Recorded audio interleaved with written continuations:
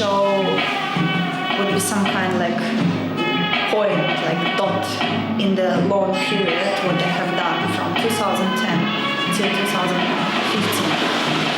And during this period it was the most expressive time for me. I became as quite well-known in Ukraine artist, too radical, too feminist, too crazy. This exhibition, it's a lot of replics here. I mean, these three soap sculptures, it's replics of what I have done in 2012. Then I present first time in my life silicone form, what is like sculpture also.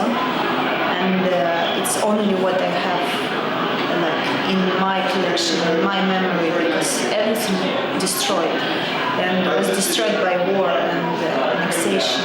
Yeah, so it's like I choose the most important for me artworks and cut everything rest. And maybe texts and my emotions are the most important here, actually, for me.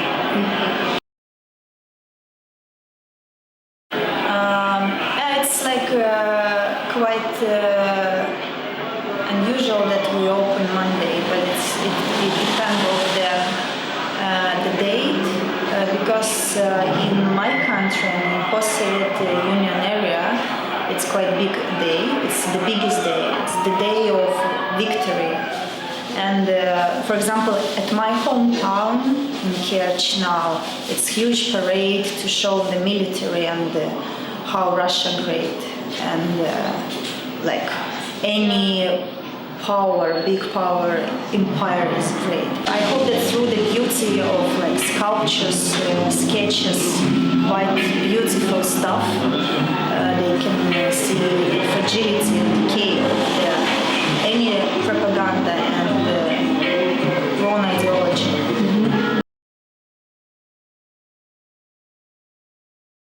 9th of June, terrorist organization controlled by Russian army occupied territory of art center Izolyatsiya in Donetsk, and it was like very strategical place because it's close to the airport and it's like entrance to the city, and also it was the huge ex-factory of isolation materials, so it's a lot of storage, basements, a lot of big buildings where, and a lot of heavy machines because it was heavy industrial. The most important is ideology, because the chef of this terrorist organization, he was the like regular visitor of Izolyatsiya before occupation, before war. He didn't pass any event. He was in all my lectures and all my presentation exhibitions. So it was very important for them to occupy this territory because it was the space of freedom and new ideas. During the occupation, they directly destroyed all my soap sculptures and used them as machine for the training. And during next few days, they turned this space, this art center, to the concentrate camp. In 2015, last autumn, I was chosen for the competition or, I don't know, exhibition in such a gallery through the a lot of participants, and I had like chance to repeat, to make replica of these sculptures, but it was new molding.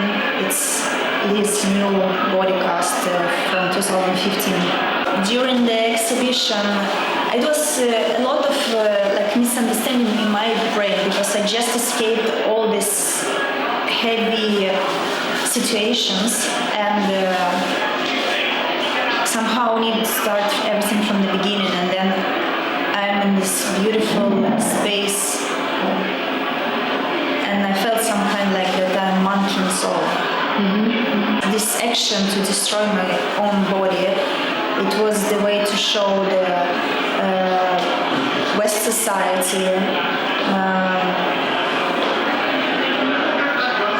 some kind like repeat and make metaphor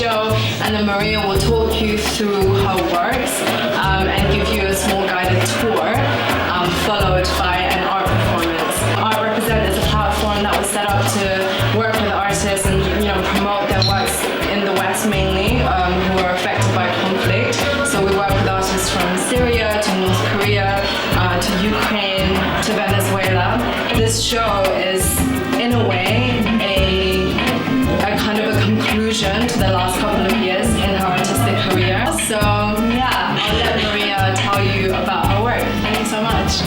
I will start from this work. It's silicone mold, silicone form of my own body, actually of the sculpture. And this sculpture was made from the cast of my own body in 2010. And like when you are growing in something very beautiful and you don't have any borders and you can be who you are and you have rights to choose, and then you come to the big city where you must to be in one box and be good like this or whatever, but be like in some special frames. I was started to search my identity. I didn't understand who I am. I wanted to understand who I am, where I am, and how many faces I have. I am who I am. That's all. I'm just a woman, and it's my body, and nothing special. And I don't need to prove or say that I'm better than I am. I don't need Photoshop. I am who I am. Through all this, what happened, and all that I'm experiencing around me, and comments that I'm idiot or whatever. I understand that we are so fragile, and our body, without even gender, just body as body, it's like a moment, it's like so bubble, and like we can die in a second. I proposed to this museum to make 3 sculptures, full body again, new cast, but from the soul, made from the soul, and put outside to the nature, and see and like search how it will melt, destroy, and disappear, die. So it's like about life and about death. It's about us. We didn't have any ambition to live. I didn't have any ambitions to live after myself, like forever. I didn't make this from the marble or whatever. And the only one ambition was to have a book in the end of all periods of the destruction of the sculptures, and it didn't happen. Because in 2014, when the sculptures became mostly destroyed already, became war, and all the sculptures, also plaster gypsy sculptures, they were shot by terrorists. You can see here in the green one, it's like holes from the bullets. I made this by myself actually, because this sculptures, it's not original one. It's replica. What I have, like what I made last year in autumn for the Saatchi Gallery, and I made some kind like metaphor of the war, when terrorists shoot to all my sculptures. On some of the sculptures they put even faces, they print out faces of the political activists, people who fight for the peace and freedom, and they shoot to all of them, and they said that I'm degenerative artist because I'm female and show female naked body. What is a shame? You have no rights. During the occupation forces of Crimea, it was very darkness time, I could say, for me, because as I began like my story that I was born in the paradise, and then this one moment this paradise became as military base actually. Now it's the place where Russia safe atom bombs, and they build their private casino for the rich people, but the regular people, citizens, they don't have electricity even. So to live there, it's mostly impossible, and I needed to save myself. I needed to be good daughter and help to my parents to escape from there. And I didn't know what to do. And only one decision I had. I just started to paint. These sketches on this wall, close to the transparent soap sculptures. I made more than 70 sketches. It was some kind like form to find yourself or to catch yourself, not to lose yourself, to find your identity, who you are, where you will go, what you will do, how to manage everything. And you are so small and you have big tanks everywhere, what to do. And and you cannot understand everything what's going on around in your head. This soap is not just soap. This soap I bought in Sweden in one factory what produce like normal regular soap. And this kind of soap from this soap factory, buy the biggest military factory of Sweden, and they shoot to the blocks like this and train on the soap and check how bullets go inside. And because this type soap has the same consistency as human body. That's why it was very difficult for me to smash with hammer. It's not so easy. For the best tradition, I need to get naked. And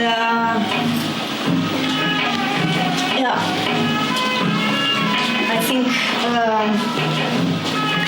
this is my best victory day.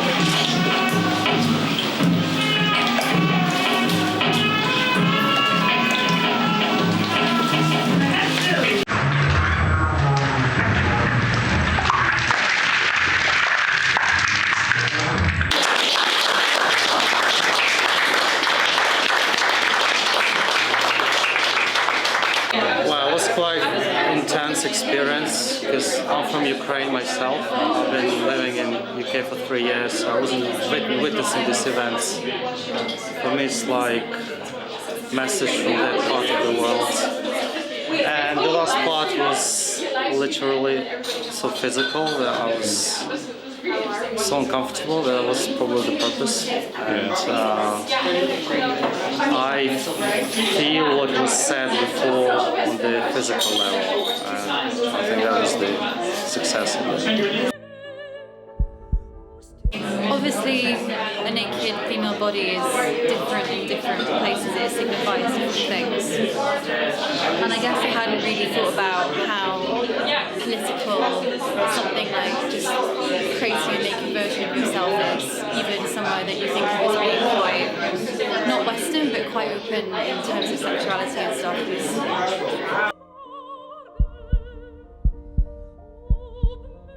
It was like amazing. It was intriguing to see. The performance was like some new view. Like today in the West, it's different. The feminism is often just annoying, and that's bad because it's still very bad in other parts of the country, and even in the West. So it's amazing how someone can like actually explain it the right way.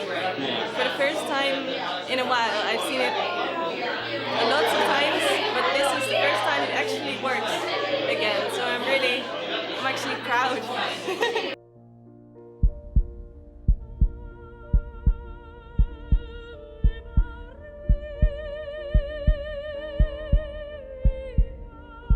We tend to talk about kind of female underrepresentation in the context of either, oh, women freaking moaning about it again, and what do they have to complain about in the West?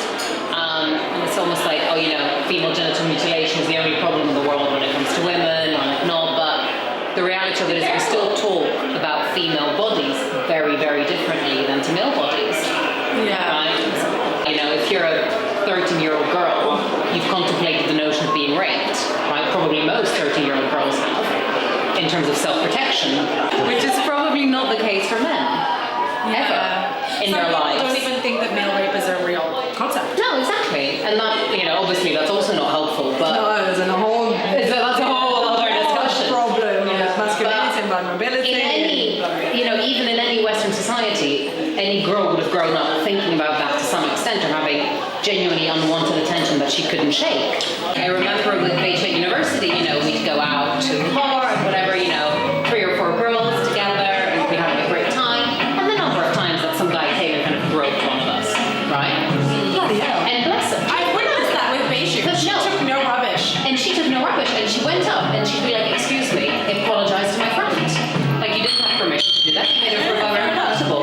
You know, it's not okay." Living in Israel, and my girlfriend would walk down the street, and the second they realised I didn't speak Hebrew, that society there, they would hit on it. I'd be in a bar and I'd go to the bathroom and they'd be like, what are you doing? First time we went out in a club, whatever, dancing in Birmingham or wherever it was. We were dancing like crowded club, and I feel a hand on my waist. Like, don't be ridiculous, you know, crowded, whatever, don't kick up a fuss, right? Dancing, having a good time with my friends, second hand on my waist. Same person or different person? Who knows? I didn't turn around, did I? I was like, be cool, it's fine, crowded club, whatever, someone walking by. It's an accident. And then hand sliding down. I'm like, all right, not an accident. So I turn around, and I'm like, excuse me, can I help you? And he just shot himself and run away. I'm like, you haven't even seen my face, you disgusting twerp. Exactly. Really? Exactly. Really? You think this is how something is gonna work for you? So a guy walks by, you know, slight tap, and then he goes away. Yes. He walks by again, slight tap, walks away. He does it wouldn't the you third like time, slight tap, walks away. He does it the first time, and she genuinely grabbed him and she said,